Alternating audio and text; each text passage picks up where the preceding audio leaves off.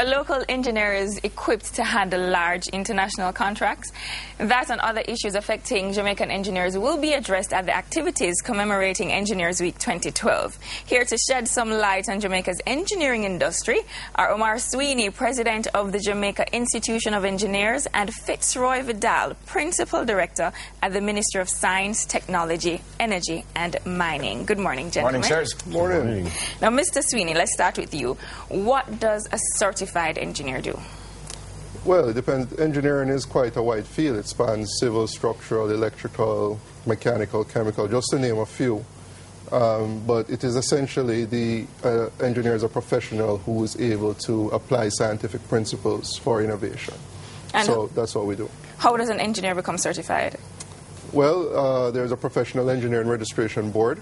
And so once you have completed your tertiary education, which you have to prove, yes, and work experience, internships, then you present your credentials to the board for review, and then you become registered. And so according to the law, to use the term engineer in any way, form or shape, you must be registered with PERP, or registration board.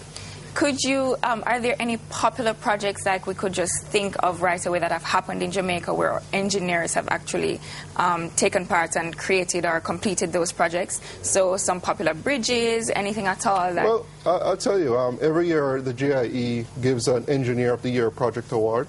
The Wigton Wind Farm Phase 2 last year won the award. So that's just an idea of local engineering inputs. You'll be familiar with the Rio Bueno Pier that Tankwell put in last year, built totally by local engineers. And so what we continue to advocate for is the use of local engineers. All our engineers are trained and qualified to world standards. And so we just want really recognition, and that's what we advocate for instead of, you know, a number of foreign engineering firms coming in here. And I suspect, Mr. Vidal, that the ministry wants all of this. What's the role of the ministry to ensure that these things happen? Sure. Well, in terms of the ministry, we are not going to ensure, but we are building capacity and creating opportunities so that the engineers can find employment, ultimately to have a positive impact and contribution to national development. Yeah. So in our respect, the national energy policy is what is our focus. And it is aimed at transforming Jamaica's energy sector, right? Price of electricity is too high. You see the tanker wagons driving around the country. Sometimes you wonder about to what standards they are operating. Look at government buildings, for example. Air conditioning is on, windows are broken, the inefficiency in the system, and it is just totally unacceptable to have the country depending on imported oil, petroleum fuel, for over 90% of its energy needs. When you look at the beautiful sunshine God gives us, the wind, hydro, right, biomass. We have over 300 history of biomass in terms of the sugarcane industry. What are we doing with it? These are some of the things that the energy policy, and that is what is driving us to transform the energy sector so that our engineers and other professionals can find their real place in terms of expansion of the economy. Mr. Sweeney, let me go back to you. And Sanika asked the question about the different types of engineers. The one who deals with like building a home would be what, a structural engineer? Civil structural engineer. And there has been problems with building codes and stuff like that. Well, what I came to talk to you about this morning, you may have heard us agitating for the building code. Yeah. Right? So we have a conference going on this week, and today our focus is on two main things. Fitzroy here is our lead-off speaker on energy management systems, energy policy.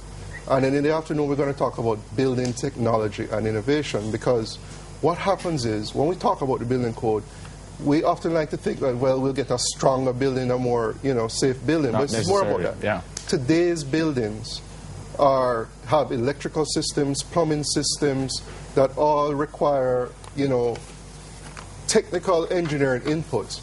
And what the code does, it enables all of that to happen so that you can have more efficiency that Mr. Vidal is talking about here in buildings, so your light bill is not ridiculous. This is the type of engineering that goes into the building innovation. And so that's what we're going to be talking about today, linking everything together with, being able to live and operate in a more energy efficient climate. Tell me again what's happening today, what time, where, and who's invited. It's 9 o'clock at the Jamaica Pegasus. It's open to the public. I mean, the entry fee is $15,000 a day. And like I said, we have, Mr. Vidal here is just recognized internationally for his expertise. And so, we have the luxury of seeing him here today. And then we have several regional and local presenters that will be presenting on different topics. And so, I invite the public to come out and really see what the engineers have been working on all this time. 15,000 per day? Yes. All right. Jamaican? Yes. Thanks a lot. Omar Sweeney, President of the Jamaica Institution of Engineers, and Fitzroy Vidal, Principal Director at the Ministry of Science, Technology, Energy and Mining. Thank you, Neville. That was mine. But we're going to take a break. Coming up, News in 5. We'll be right back.